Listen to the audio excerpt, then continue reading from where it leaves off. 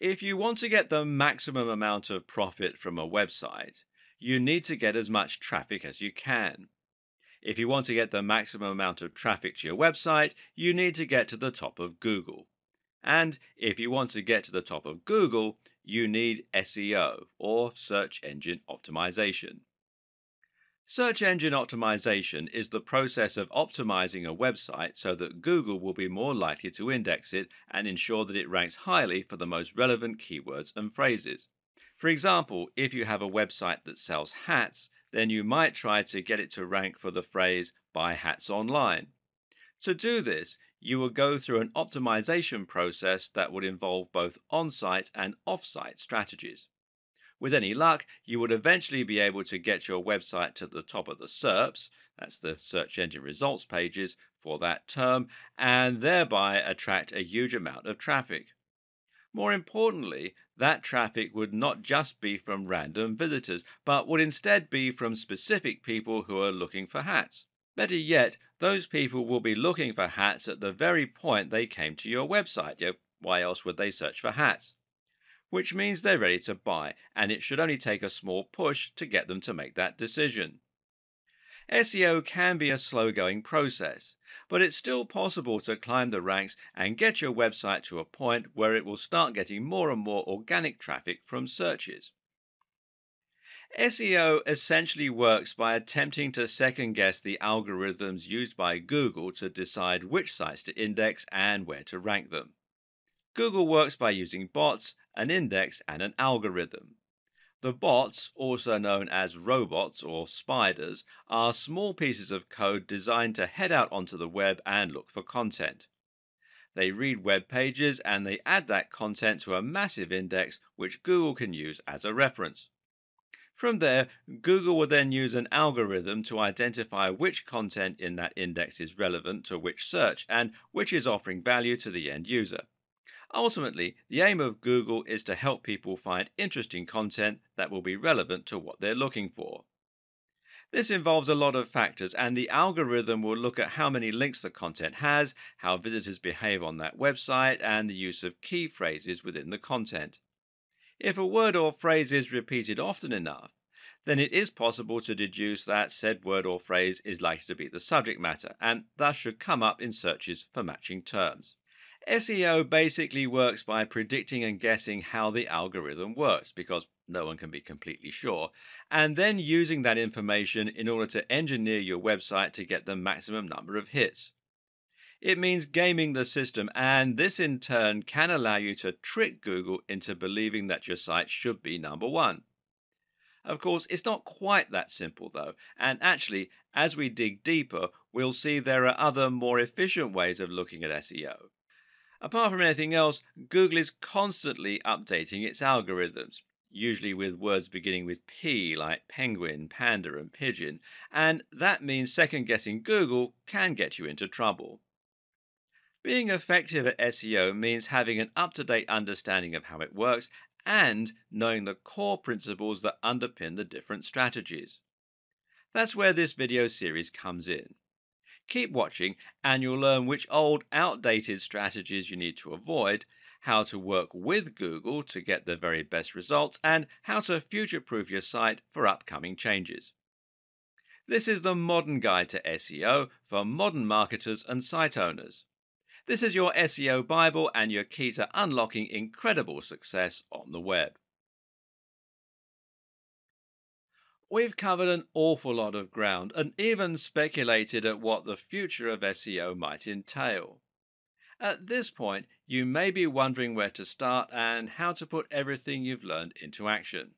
So let's simplify for a moment, shall we? Here are our key takeaways. First off, Google is getting smarter to the point of becoming an AI with a lot of personal information about its users. Google is increasingly understanding what content actually means rather than just what it says. You should not try to trick Google. Work with Google to provide your users with the most relevant, well-informed and entertaining answers to their questions. Prove that you are trustworthy by connecting as closely as possible to high authority sites. Use structured data to further explain your posts. Don't keyword stuff. Write naturally using synonyms, relevant terms, and lots of nouns. Build a brand and focus on consistent quality. Post regularly and build the trust of your users with content marketing. Use guest posts and aim for the sites that have Google's trust already. Think of SEO as one small part of a much more cohesive marketing strategy. Combine excellent posts with social sharing and link bait. And finally, measure and monitor what is working and update your strategy on the fly. Another tip is to make sure you do your research and examine which terms to target before you set out. But even more important than that is to choose the right niche. This means picking a niche that has a large enough appeal to give you a big market, but at the same time, it means picking a niche that won't be too competitive for you to make any dent in. Look for subject matters that cater to a specific audience and that people can really get passionate about.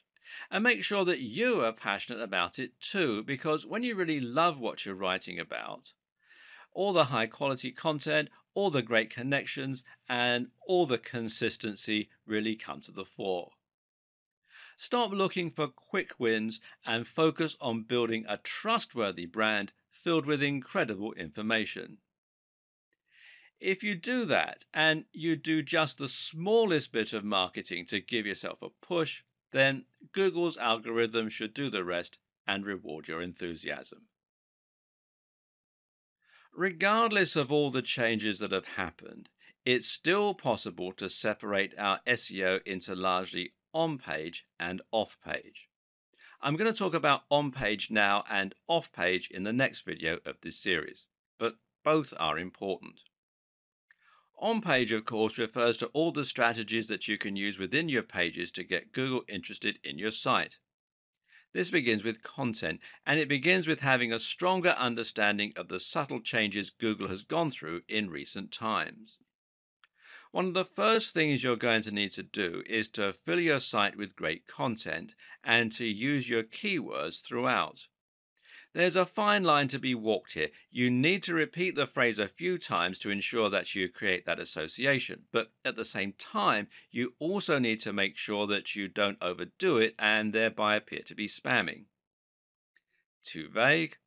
Well, as I mentioned, it's now agreed that the optimum keyword density for on-site content is 1 to 2%.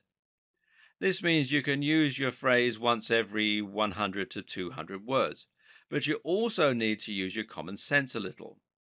Some keywords are easier to use in a natural manner than others, and making sure your content sounds natural should always be the number one concern. Some keywords will be hard not to repeat 100 times.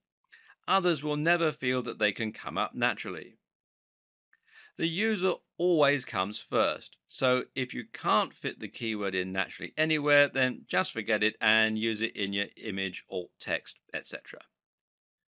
The length of your post is also an important consideration. Back in the days of spammy SEO, almost every post was about 500 words long. Today, you'll have the most success by writing posts that are longer and more in depth.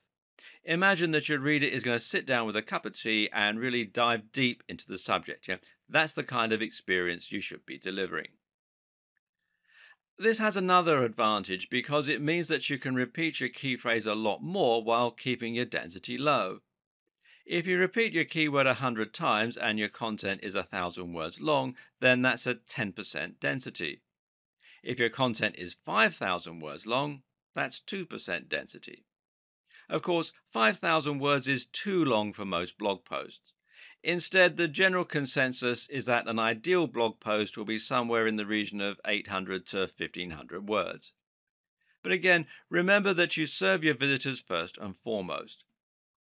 These are the people that you want to impress, and that means you shouldn't worry too much about length. Do what comes naturally to your subject matter. Oh, and while you're at it, try to vary the length of your post a little.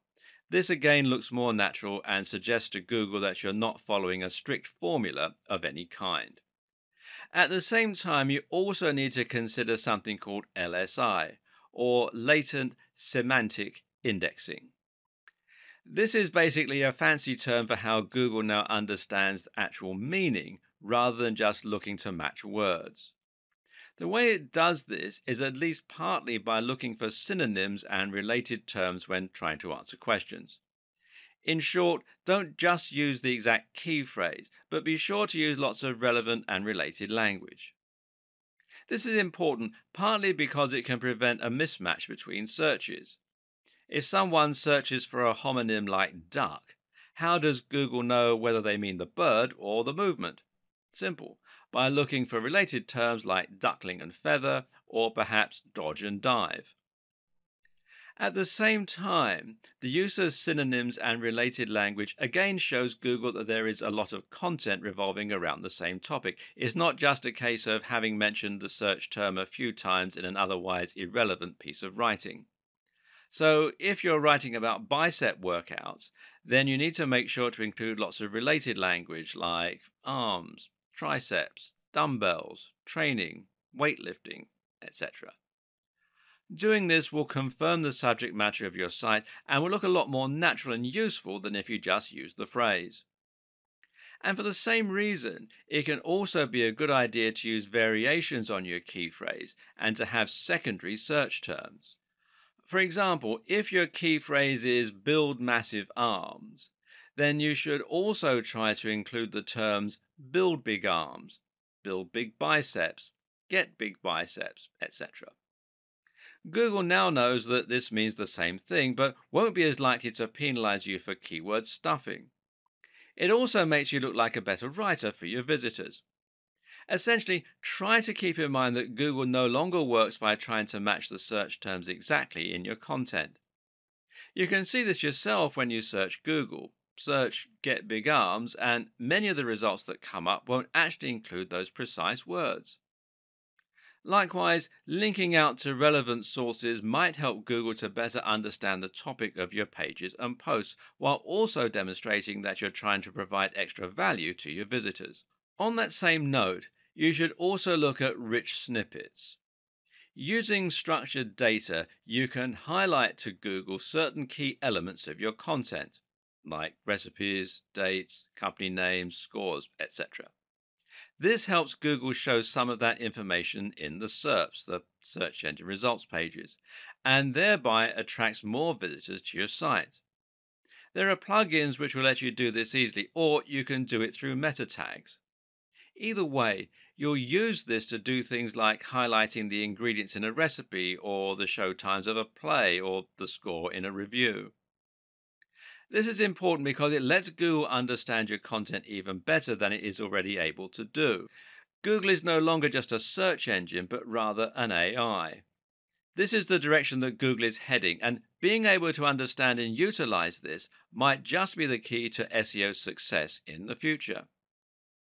Right now, using structured data and rich snippets will allow information from your site to appear right in the SERPs.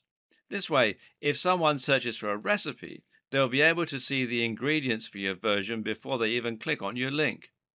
This means your listing will take up more space and demonstrates the value of your site. In turn, this means you're going to attract more clicks than a site without that information. The next element of on-page optimization is the site design itself. Using breadcrumbs, for instance, can help a lot, as can using alt tags for your images so Google knows what they are. More important is the actual function of your website. Does the page load quickly? Is it mobile friendly? Mobile friendliness in particular is something you absolutely cannot ignore today. In terms of the actual design and function of your website, the main goals are to ensure that your site will load quickly and that it will look great on mobile. Again, this helps to keep people on your site longer because it will be enjoyable for them to be there. Avoid using too many plugins which will slow you down, and try not to inundate your visitors with adverts and popovers. Did you know that using light colors like light blues can actually help to keep people on the page longer by making them feel more relaxed? Consider this when picking your theme. Likewise, choose a theme that will adapt to the size of the display viewing it, and make sure you take advantage of things like caching to keep your site nippy. Themes that do this are called responsive insofar as they respond to the shape and size of the display they're being viewed on. This works by removing certain elements, by rearranging menus, etc., and by shrinking images. Note that mobile friendliness also means things like having large buttons, which are easier to click with a finger rather than a mouse, and avoiding mouse over drop down menus that, again, can't be operated on a mobile without a mouse. The best way to ensure that your website is responsive, that it looks the part, and that it will encourage the maximum engagement is to use WordPress. WordPress is a CMS, that's content management system, that makes it incredibly easy to build a responsive website and then add a custom theme that you've downloaded, either free or paid, or made yourself. Using WordPress removes much of the guesswork and makes it very easy for you to implement new layouts and even add things like rich snippets by downloading the right plugins. There's a massive online community to support your development, and the tool is used by many of the biggest sites on the net, meaning that it is a proven quantity as far as SEO goes. And you can find more here at WordPress.org. Seeing as WordPress is free, you're actually really making life harder for yourself by using anything other than it to build your website. Check your mobile friendliness on this site here, which is search.google.com/search console/mobile friendly, and your page speed on this site here, which is developers.google.com/speed/page speed, all run together as one word, /insights. As I mentioned, there are a few miscellaneous tips that can also help to improve your on-page SEO. For example, it's generally accepted that using copyright notices and legal disclaimers can be seen as a positive sign by Google that these will make your website look more professional and more like a real business. Think as well about how you're going to help Google find the content within your site. Having a sitemap can be very helpful for indexing, for example. And you need to avoid using images that have text in them, and definitely avoid the use of Adobe Flash, seeing as Google is unable to read that type of copy. You can also insert your search terms into your site code by including in file names, the file name of an image, for example, and including it in the permalinks. Now, these are the URLs of specific pages, which should match the title of your posts. Then you have the behavior of your visitors. In other words, how long are your visitors staying on your page? Do they click a lot of internal links? Do they scroll down the page? Are they leaving comments? Google wants to see that your site is offering value to your visitors, and the best way they can do that is by looking to see if people are actually enjoying the content you've created. Your site design is all about getting your visitors to spend a long time on your page and then to interact with it. You can do this by using related posts and by making your comment section appear more interesting and easier to use. But you should also do it by simply ensuring that your site looks great, performs well, and is filled with interesting and relevant content. Try to avoid adverts or bad design elements that are going to instantly put people off and cause them to leave your website. Remember, Google wants to see that people are spending time on your website, and the best way you can ensure this happens is by making content that people want to read. Moreover, you need to ensure that content is presented in a way that encourages people to stick around. Forget dense blocks of text with no images. Instead, create content with lots of headers that's well spaced out and that uses large, beautiful pictures throughout. In terms of the actual writing, try to use a narrative structure where possible to really pull people in. Tell a story. Use cliffhangers and make it impossible for your visitors not to move down to the next line. Ultimately, it comes down to making sure you're providing the very best experience for your visitors. But doing so in such a way that Google can see and understand that that is the case. In the last video, we talked about the basic strategy you'll use for your on-page SEO. But what about link building? How has that changed in recent years? Once again, the key is to focus more on quality rather than quantity. If you once had 1,000 different links all coming from low quality websites, this could now actually stand to hurt your SEO as it will look like link spam. If you've been guilty of using these old practices in the past, you might want to consider Google's link disavow tool, which you can find here at google.com/webmasters/tools/disavow links main $PLI equals 1. And there is a posting on Google's blog which explains how the tool works and everything, and you can read more about that at support.google.com/webmasters/answer/2648487 HL equals EN.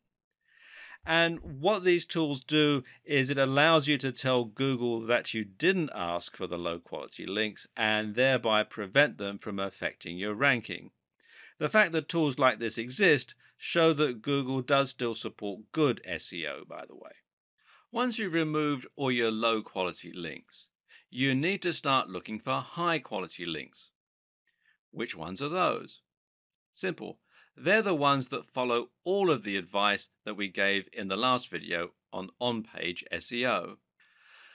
These should be sites that are relevant to your niche stroke industry, but also ones filled with the very best quality content and which seem to have an entirely engaged user base. In other words, look for the very best sites in your niche. Make your site as good as theirs and then approach them for a link. The sites that Google will rank highest for a particular search term are the ones that appear the most relevant and that have the best content and the best design. At the same time, though, they will also be the ones that have the most trust. This means Google considers them an authoritative resource and expects the information on their site to be accurate and well written. This is something that sites like Moz have tried to quantify with terms like trust flow. However, there's no defined method of determining a site's trust, and instead we have to infer the best strategies for building trust, as usual. What we do know is there are some sites that Google trusts absolutely implicitly. These are sites like harvard.edu, BBC News, etc. And how does it know it can trust them? Well, the current understanding is that Google will trust sites which either have a very well organized brand name, like the BBC or The Verge, or sites that have .edu or .gov domains. So, how can the rest of us thrive? Well, simple. We try to get links that come from those highly trusted resources. If you were able to get a link from BBC News, for example, this would absolutely transform your success. You would find you got hundreds of thousands of visits to your site simply from people clicking on your link, and this would result in hundreds or even thousands of dollars in AdSense and sales overnight. Meanwhile, if the content that was linked to was good, thousands of these people would post your link and share it. And more importantly, Google would sit up and take notice that the BBC had linked to your site. A highly trusted authority is linking to your site, suggesting that your site is also a highly trusted authority. This will be worth more to you than 1,000,000 links you bought, traded, or posted on link directories. If you can't get a link from the BBC, then where can you get a link from that will have a similar result? Unfortunately for many of us, it's nearly impossible to get a response from a massive site like the BBC, unless perhaps we have a newsworthy story and a useful contact. And so we're going to have to look elsewhere.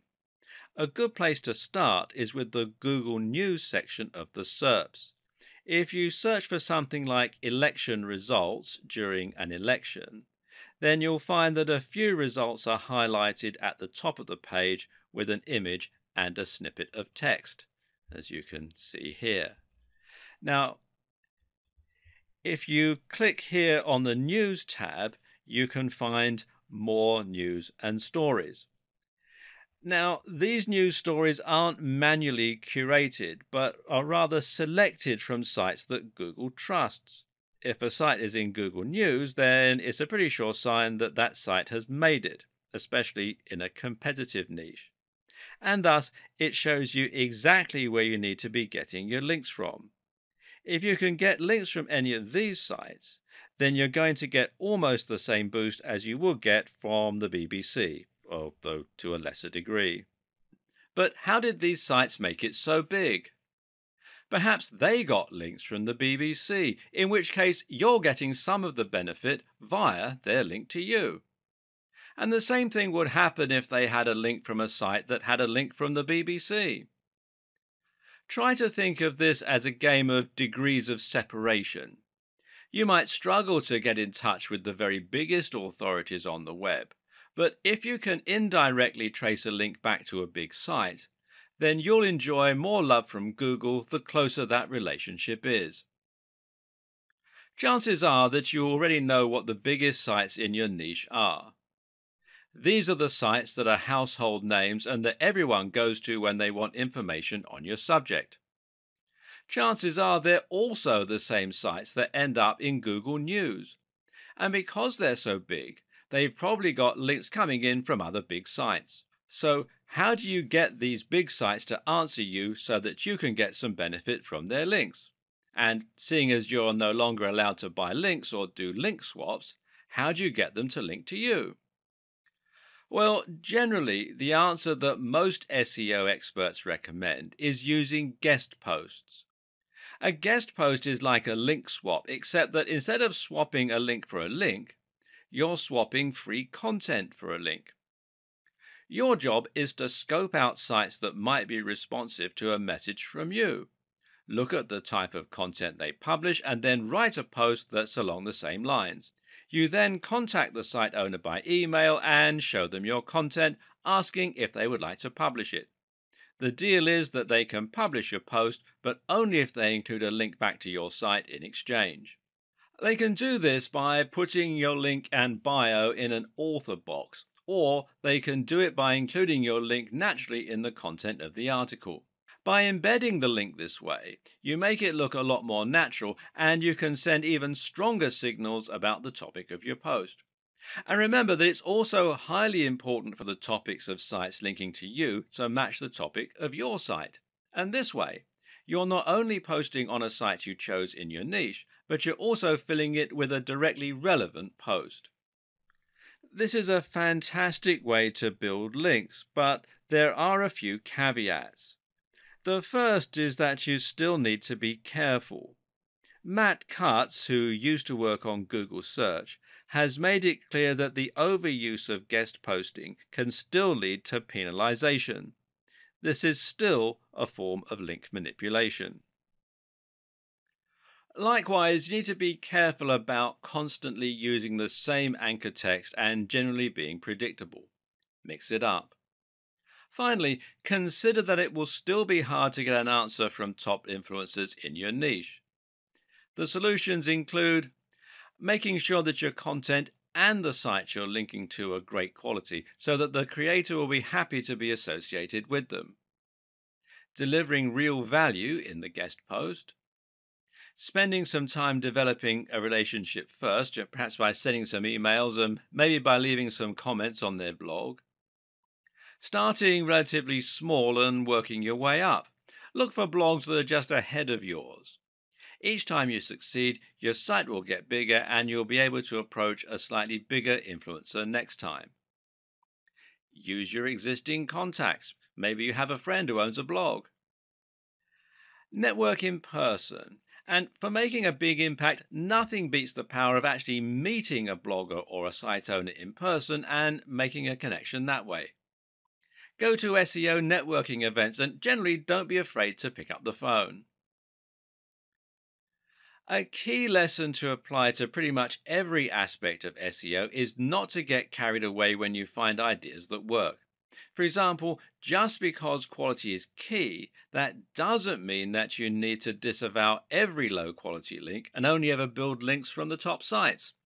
Why? Well, you guessed it. It looks unnatural again and actually looks like manipulation.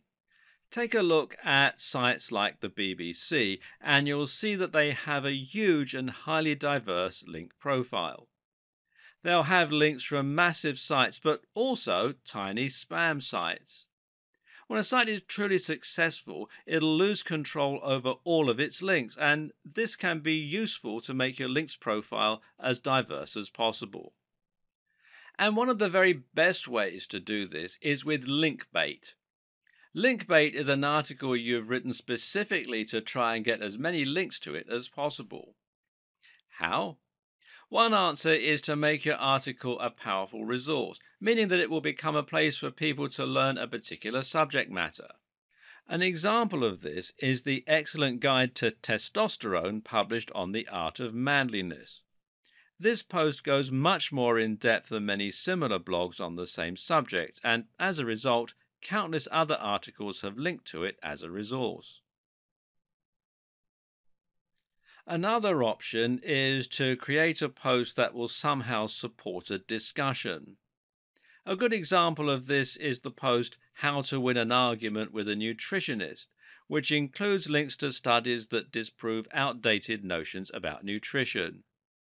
The article is perfect link bait because people will regularly use it in online arguments to prove their point.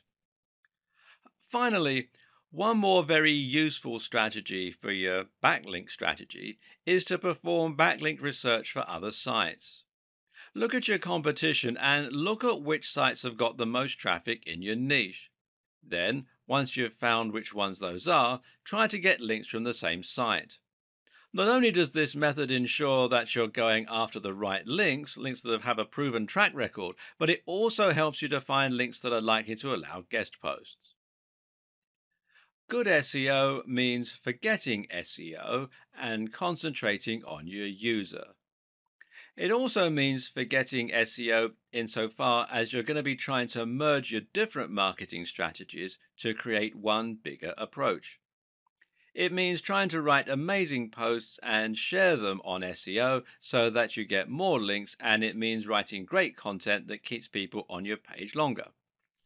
Stop thinking in terms of SEO and social media marketing, and instead think about your SEO in terms of content marketing. Regardless of your strategy, there is no doubt that content is absolutely the most important asset when it comes to attracting traffic and impressing Google. But just what is content marketing? Content marketing is about creating content that will help Google to find your site and posts and to ensure you rank highly in the search engine results pages. While this is a powerful and useful effect, though, it's actually only one part of what content marketing is all about.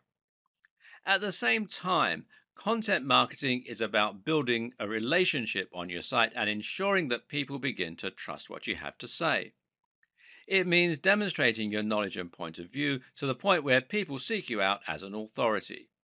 Once you get to that point, you'll be considered an expert in your field and you'll be able to greatly influence your audience, possibly influencing their buying behavior. So, how do you get to this point? Well, the key is to think about the sites and blogs that have influenced you over the years and the ones you read regularly. This isn't about building trust with Google, but rather it's about building trust with your readers so they want to keep coming back. The main thing normally is delivering value. Each post you create for your blog should provide some useful and/or interesting information that is actionable. At the same time, it should offer something that isn't available elsewhere, and it should be in-depth and comprehensive. This differentness is incredibly important and is something that all too frequently gets overlooked. If you're trying to stand out in a crowded niche, say the fitness niche, then it's not enough to simply write posts on how to get abs or how to lose weight. There are countless articles out there with the exact same title and subject matter. Instead, you need to concentrate on offering something that will be different, which might mean writing about an entirely new training method, or it might mean writing about something that examines the psychological motivation to train. Always ask yourself, would you read that content? Meanwhile, you need to be consistent in posting this kind of content, and you need to be smart with your branding. Your brand needs to evoke your mission statement and your ethos. People should know from your website design and logo alone exactly what kind of subject matter you're likely to deal in and what they can expect from your site. This is also how you can build brand recognition and a consistent image across different forms of marketing, including on different forms of social media. Write for a specific type of person and try to make your brand into a movement with a clear objective. That way, people can actually get excited about you and will really get behind what you're trying to do. But the main goal is to offer consistent value and to become a source that people can start to trust. That way, when someone searches for an answer to a question, they might read your post and be impressed. If you then come up in the search results again, they might recognize you and be more likely to click your listing over the rest. Then they might decide to look around the rest of your content after they've been impressed a few times. Eventually, you'll become their go-to source for answers in your niche. Well done. You just won at content marketing. The key is to consistently deliver value so that people come to your site for answers. And this is also, ironically, what will get other good sites to link to your site. This is the perfect example of emergent SEO. In this case, you're working with Google by writing amazing quality content, and Google is rewarding you. This is how you truly grow in an organic way. And content marketing like this also makes a lot of sense from a business perspective. That's because people will be much more likely to buy from you if they recognize, know, and trust your brand. Because some SEO tactics take a while to bring traffic to your site, sometimes it's hard to track whether your SEO campaign is working or not, especially if you're outsourcing the process to an SEO company. One thing you can do, though, is to ask the SEO company to provide you with the metrics regarding the SEO campaign, and some of these metrics can be more useful than others. You can ask for the number of links that have been built, for instance. Ask for the page rank of the pages where those links have been built, although page rank is now largely a depreciated measure. And use everything you've learned in this video series to ensure that those are high quality links and not just link spam. You need to think about long-term results, not a short-term boost. And you can track changes in your position in the SERPs, that's the search engine results pages. Many SEO companies will use tracking software which lets them see your site climbing the rankings for different terms over time. They can use these to deliver you a report showing how your site has climbed since their intervention. If you're handling your own SEO, you might still choose to use a tracking tool in order to keep an eye on your success over time and ensure that your efforts are getting results. But what does any of this tell you? Because here's something else to consider. Getting to the top of Google is not the end goal. Even if you get to the top of Google, there's no guarantee this will bring more profits for your business because you need to ensure that the people finding your content are targeted and that those people are converting. Or to put it another way, all that really matters is the bottom line. If you're a business and you're paying for SEO, you'll need to know that you're getting more sales because of that SEO and you're earning more money. This way, the SEO is offering ROI, which means it's been money well spent. Savvy companies track the ROI of their SEO spend by using a tool called Google Analytics. This is the most well-known analytics tool for webmasters and marketers, and one particularly useful feature it has is the ability to set a goal and then track the traffic that makes it to that goal. If you're trying to sell a product, Your goal might be the thank you page people get directed to after a purchase. This allows you to see not only that you're getting more traffic, but also that you're getting more targeted traffic that's actually converting. Better yet, Google Analytics will be able to tell you where those converting visitors come from. And specifically, you'll be able to see if someone who used your search term eventually ended up buying your product. These are people who have bought products from you because of your SEO efforts. If you hire an SEO company to help you rank for a certain search term, you're probably missing the point. A better way to approach this is to hire an SEO company to help you increase your profits or your brand awareness. Thus, the very best SEO companies are those which use a combination of different marketing tools, combining everything from SEO to social media to brand management. Part of this is choosing the right search terms. So, if you let your SEO company choose your search term and they don't increase your profits, they might be good at ranking, but it's not a good strategy. It's important to know whether ranking for the particular phrase you're interested in is actually going to translate into tangible results. The same is true if you're doing SEO on your own. And one way you can check how successful your SEO is likely to be before you spend lots of time and/or money on it is to use PPC. PPC is, of course, pay-per-click. This is a type of advertising that involves paying each time someone clicks on an advert and visits your site. The two most popular PPC choices right now are Google AdWords and Facebook ads. It's equally important that you use analytics in your own SEO campaigns for the very same reasons.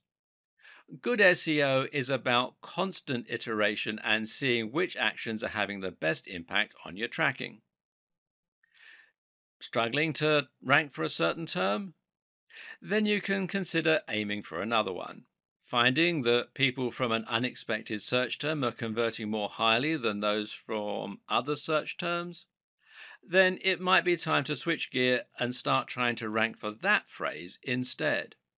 Setting up Google Analytics is thankfully rather simple. First, you need to head over to Google Analytics, which is google.com/analytics. And then you'll need to add a small tracking code to each page of your site.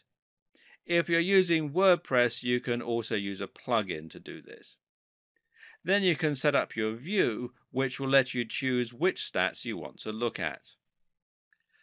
Some useful things to look at here are your audience overview, and this is key data regarding who is looking at your site, which can help you to better target specific demographics. Acquisition, this is where your traffic's coming from. Real time, which shows you how many people are on your site right now, and the aforementioned goals. Wait! Before you get started, upgrade to the video version and get better rankings and more traffic faster than ever. First off, I want to thank you for getting your hands on the guide to what's working right now with SEO. You're going to learn a lot and start getting tons of high-quality free search engine traffic that will make you a lot of money. But what if I told you there was a shortcut to success with SEO these days? What if there was a way to start seeing results even faster than just by going through a step-by-step guide alone? And what if you could start getting SEO traffic faster and of an even higher quality than ever before? Although the step-by-step guide is extremely easy to follow and is written in a very step-by-step format, some people learn better by watching than by reading. What about you? Are you a visual learner? Do you prefer to read through a training course, or do you get better results when you can watch something being done? If you're like most people out there, watching a video makes learning much easier. Unfortunately, most people that try to follow a text-based course don't even complete the training. And of those that do complete the training, many struggle to retain what they read and even get results. What if you didn't have to choose between a text-based guide and more in-depth training? What if you could get a complete video training course in addition to the text-based training guide that you purchased? Something that would take you by the hand and give you that next level of training that you need to get the absolute best results possible. The good news is that you're going to get the chance to do just that today. Introducing the video version to the Guide to SEO that you just purchased. Here's the bottom line. I want you to start getting tons of free SEO traffic as quickly and effortlessly as possible. And there are little details that can be the difference in seeing huge results with what's working today with SEO, and ultimately failing to get rankings and traffic. Or even worse. If you do things the wrong way with SEO, not only could you miss out on a lot of traffic, you could even do something that puts you out of favor with the big G. That's why you need to really understand and comprehend every single detail that you're being taught inside the training. To make absolutely sure you don't miss any important details when it comes to getting started on SEO methods that work today, getting up and running with minimal time and effort, learning how to quickly get ranked at the top of the search engines, and ultimately get hordes of high-quality traffic that makes you as much money as possible. If you miss just one step in the process in getting rankings and traffic with SEO, you could find yourself wasting a ton of time, missing out on traffic, and possibly even putting the good standing of your sites at risk. Sadly, many people struggle to get the results they hope for with SEO because they try to do things their own way. When you follow what's inside the step-by-step video training inside of this, getting results is easy. Upgrading to the video version pretty much guarantees you learn how to do everything the right way. Click the button below to get instant access. And of course, as an existing and valued customer, you'll get access to this upgrade with special, customer-only discounted pricing. When you consider that this is just like having an SEO expert come into your home or office and show you exactly how to set everything up and see results, it would be easy to charge $500 or more for this upgrade, and it would be worth every penny. But you won't pay anywhere near that when you upgrade today. Plus, when you take action today, you're also going to get an exclusive bonus of 10 high-quality audio MP3s of all the training. This makes it easy to learn at any time, from anywhere, and get big results quickly and easily.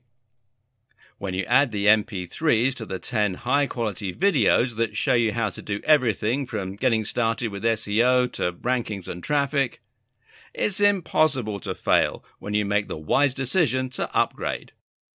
Not to mention, you get to test drive this upgrade for the next 30 days.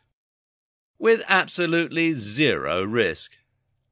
If for any reason, or no reason at all, you're not 100% satisfied with what you learn inside, simply send us an email and we'll refund every single penny of your tiny investment. No questions asked. But please don't wait. This is an exclusive one-time offer at pricing that's only available to our existing customers. If you wait, you may never get another chance to get access to this at a price this low. Click the button below to get instant access today. We're going to start this series with a little history lesson. Why? Because understanding how SEO used to work, how it has progressed, and what you now need to avoid is a very good way of creating context and helping you to understand what SEO means today. When SEO was first born, Google's algorithm was a lot simpler and manipulating it to your own ends was a lot easier as a result. Back then, Google looked at two key factors in determining its rankings.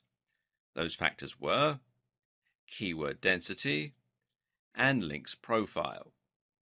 Your links profile, also called your backlinks profile, is essentially determined by how many links you have pointing to your website coming from other sites.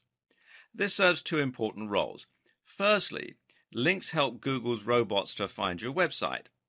Bots crawl the web by reading content and following links from one site to another. If you have a link on a site that Google has already indexed, then this will allow it to find yours and add it to the network.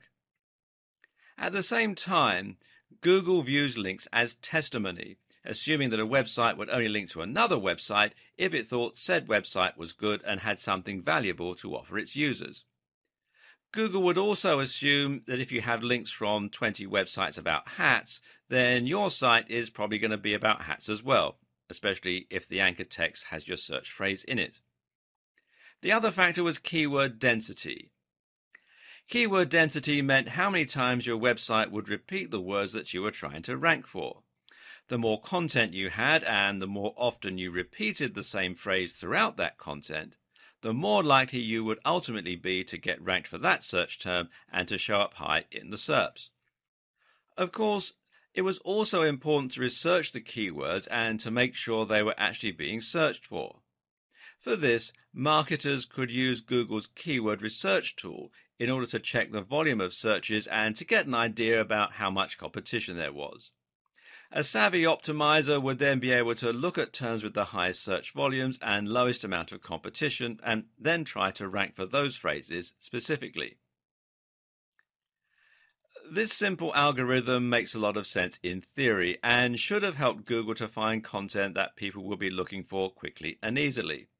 It would read the content in order to see which site was the most relevant for that term, and it would look at which sites had the most links from other websites. But the problem was, people eventually cottoned on to the way this worked and began to take advantage of it. Search engine optimizers realized that all they had to do to get to the top of Google was to create as many links and as much content, with keywords, as possible. So webmasters began to spam link directories and content farms, submitting their links everywhere they possibly could. They began to pay other content creators to place links on their pages, and they would also trade links. Most websites ended up with a massive list of links somewhere on one of their pages, and these would just be other random sites that had contacted them and asked to exchange links. Worse was what started to happen to content. In a bid to create as much content as possible and to use the keywords as often as possible, creators began to churn out content in huge quantities while giving no regard to quality. They also began using keyword stuffing, which essentially means repeating keywords over and over again, even when it doesn't make any sense. A typical website from the early 2000s might read, "Are you looking to buy hats online? Then you have come to the right Buy Hats Online website. This is the best place to buy hats online for anyone who wants to buy hats online, Carolina." As you can see, this content is completely nonsensical and will be highly off-putting for any real visitors looking to make a purchase. And then it got worse still. Creators began to actively steal content from other site owners and spin it in order to make it unique. Now, Google won't rank duplicate content, otherwise it would risk making every search result identical. So content spinning, as it came to be called, essentially means that you're taking an article or a blog post and using software in order to exchange many of the words for synonyms. So a sentence that read, "These are the softest, warmest and most attractive hats on the net," would become, "These are the most comfortable, most insulating and most beautiful hats on the web." And because the site owner didn't have to write that content themselves, this meant they could publish thousands of posts in a short space of time and bomb Google. Well, that's the theory at least. The reality is that, unfortunately, most spinners do this instead. These is the squitty-ish, hottest and very best beautiful hats on the fishing net. Again, it's just gibberish. So, by placing thousands of links on other sites, using their keywords as the anchor text, and by filling their sites with tons of useless content, website owners were able to get themselves to the top spot of Google. This system was so easy to abuse that some people could even get completely unrelated websites to the top of specific SERPs against the owner's will. You could make it so that searching for Big Idiot would bring up a picture of your friend, for example. This was called a Google bomb. Obviously, this started to make a mess of Google's results, and so Google had to adapt and get smarter. Because of all the abuse we talked about in the last video, Google had to change and adapt to maintain its spot as the #1 search provider. And to do that, it had to clamp down hard on those who were gaming the system and penalize sites that were cheating to get to the top spot. It did this by looking for obviously spammy strategies and de-indexing or downgrading the sites. So, sites with keywords in their URL no longer enjoyed the same advantage. Sites with huge numbers of inbound links from low-quality websites were de-indexed. Sites caught buying links were de-indexed. Sites that stuffed keywords were severely punished. Sites that had lots of backlinks with the same anchor text were treated as highly suspect, and the list goes on and on. Meanwhile, Google started to show preference towards sites that were longer, that linked out to other quality resources which previously would have hurt your SEO, and more. These changes came in the form of algorithm updates which had recognizable animal names and which got a lot of press from the internet marketing community at the time. These were Penguin, which was designed to reduce the effectiveness of unnatural backlinks, and Panda, which was designed to favor sites that looked high quality. Google doesn't want a website owner to be able to artificially climb its SERPs. Rather, Google wants websites to climb the ranks only when they're genuinely valuable and popular with the audience. It wants to see natural, organic links that you haven't paid for, and it wants to see deep, relevant, and interesting content. The old techniques that were once used to spam Google became known as black hat SEO, and the industry entered a dark period. It's hard to overstate just what the impact of these algorithms changes had on the SEO industry at the time, and on countless other industries as well. These changes ended up completely de-indexing massive websites overnight.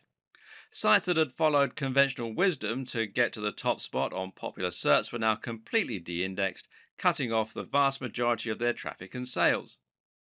This led many to proclaim that SEO was dead, that it was no longer possible to game the system because you would be penalized for buying links or for stuffing keywords. And even if someone could break Google's new algorithm and work out a new way to game the system, it would only be a matter of time until Google changed its algorithms again. The industry as a whole was in trouble, and SEO became a dirty word. Many people felt that SEO and black hat SEO were synonymous, and more people began to turn to social media for marketing, with the likes of Facebook and Twitter massively on the rise. But was SEO really dead? Not at all. It was just going through a metamorphosis. SEO is not the techniques we use to get our sites to the top of Google. SEO is simply the objective of getting to the top of Google. Any technique you use to try to get more attention from Google could be considered SEO. So, if Google wants us to create a high-quality website, then creating a high-quality website becomes SEO. The hard part is just unraveling what Google's idea of a high-quality website should look like. Keyword research is still useful, for example, but we now know that Google doesn't want us to overly stuff our websites with those search terms. Instead, the recommendation hovers at around 1 to 2% keyword density. So, if you write a long article and include the search term a few times, that should be enough, as long as it's also in your code a little or in your file name. It's also worth noting that Google looks for keywords in specific places in your content and gives those extra value. Google will consider it a strong sign if your keywords are used in your headers or in the first paragraph of your content. Google also looks for synonyms, though, and related language, which is something that we'll discuss more later on. And it no longer cares about how many links you can get. It cares far more about how high quality those links are. So, If your links are from lots of highly trusted websites, then you'll find it does great things for your ranking.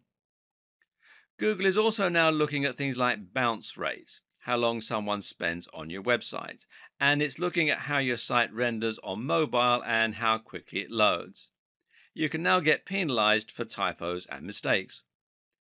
And Google is also looking at social sharing signs. If you have lots of plus ones from Google Plus, for example, then this can have a large positive impact. In short, Google is looking for signs of quality, relevance, and great design. At the end of the day, Google does not care about you as a content creator. You're not Google's customer. Google's customer is the end user who searches for a key phrase because they want to get relevant information or find the answer to a question. So, if you forget the specifics and instead make your aim to deliver high quality content consistently targeted towards a specific subject matter, then your goals will be aligned with Google. That means Google will want to share your content with its users. And it means that each update and change Google makes should actually benefit you as a creator. This is what good SEO is about today. Forget trying to trick Google and instead think about your users and think about working with Google. If all of this is sounding a little complex, you might be considering skipping the hard part by outsourcing your SEO. But can you trust an SEO company to do the best possible job for your site and for your brand? While there are a ton of great SEO companies out there providing valuable work and helping companies to reach new heights in terms of their exposure and profits, the unfortunate fact of the matter is that there are probably more not so great SEO companies.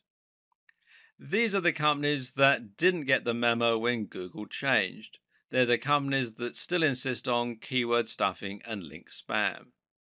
Worse still are the companies that knowingly don't do anything and just take your money. And the problem is that it isn't easy to tell the two apart. How do you know if your SEO company is offering great value for money or whether it's actually just twiddling its thumbs and sending you large invoices every few months? Now, this isn't a problem you face with most other industries. If you hire someone to paint your fence, then at the end of the day, you can see the work they're doing and you can decide for yourself if you're getting your money's worth. Ultimately, your fence is either going to be painted or it isn't. There are no half measures. The same is true for cleaning companies and marketing consultants and for accountants.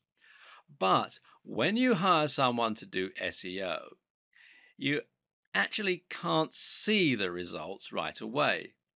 It can take months for SEO to have a positive impact on your site's ranking, and even when it's been done well, there's no guarantee you'll get to page 1. And worse, most people don't have a comprehensive knowledge of SEO, and so they don't know what the companies should be doing to help them get the best results. How can you check on someone if you don't know what they're meant to be doing? In fact, even if you handle SEO yourself, it can still be hard to know if it's working or not. There are some metrics and tools you can use to measure how well your site is doing, though, and I'll talk about them in the next video. With what we've covered so far, you should now know everything you need to know in order to begin a modern and effective SEO campaign.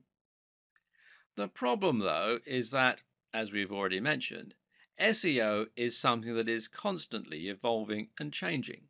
We already know that Google has a lot planned for its search algorithm in the future. And the first big change we can expect to see going forward is the introduction of a real-time algorithm. This means any changes made to your site's SEO might be reflected immediately in the search results. This is expected to affect Penguin predominantly, which means it will have the biggest influence on inbound links and whether your backlink profile is mainly made up of high quality links or spam. In this case, adding a spam link to your site could result in an immediate downgrade to your ranking. Likewise, though, the reverse could also be true. Using the disavow tool could help you to see an immediate recovery, while a very good link could result in an immediate boost to your site. It's also not too much of a stretch to expect that in future we might see this start to apply to other aspects of SEO, including the ranking of sites and pages. We already see newspaper stories appear very quickly in Google's search results. So, what should you do to make sure that you'll benefit from these changes? How can you future proof your site in this regard? Well, one tip will be to stay on top of your links disavowing and to make sure you're constantly adding links and removing the unnecessary ones. In the future, bigger sites may need to have a whole dedicated team working on keeping their links profile healthy around the clock. Likewise, make sure to keep updating your site regularly and to keep the date as a schema in all your content. One good way to know what's coming in the world of SEO is to keep your eyes peeled to industry news sites and specifically to Google's own blog. Another is to think about the direction that Google is heading in and to try and guess what its larger plans are. And right now, everything is pointing towards a heavy investment in voice search and AI. Google is not just a search tool. With the capability of reading and understanding human language, Google is an AI. And what's more, it's shaping the way we develop our content, whether we like it or not. And it is embracing this more and more with each new update and each new product. Google Now is the name of Google's assistant service that combines search, digital assistant, and all the data that Google collects about us into one incredible tool. This is the real reason Google had to move towards latent semantic indexing. It needed to understand the content rather than just look for matches. And this is why Google needed to start using rich snippets and structured data so that it could understand the key facts from the web. This is what allows Google to use its quick answers box. Ask Google, how old is Barack Obama? And it won't just bring up a website. It will tell you. And Google also has localization and previous query functions. These allow it to suggest searches based on what you had previously searched for. For example, if you often research a particular celebrity, then in the future, Google might recommend searches relating to that celebrity. Google's personalized search also takes this into account, while its local search ensures that it will also be able to find results that are relevant to the area you're in. All of this combines when you use Google Now via voice search through Google Allo or Google's new Pixel phones. Here, you're able to conversationally ask Google what time it is, what the highest mountain in the world is, how high is it exactly, all that sort of stuff. This is the direction that Google is moving in, but what does it mean for the future of SEO? Will creators miss out when Google starts providing visitors with answers without them needing to visit our pages? For now, creators can start to focus on the Google Knowledge Graph, which is what powers many of the more complex components on the SERPs. Use semantic markups to ensure that Google will be able to find the answers to your questions. Build authority so that Google will know to trust your site, and try to use nouns in your language to make it machine readable. Being featured in Wikipedia is also thought to be useful for KGO, that's Knowledge Graph Optimization. Linking out to quality resources is also thought to be good for your KGO. Will you gain visitors from being featured in the Knowledge Graph? Well, perhaps not. But this is certainly an indication that you've gained Google's trust, and that can do a lot to help improve your brand awareness and to gain more trust from the users as well. For those reasons, it's certainly a worthy goal.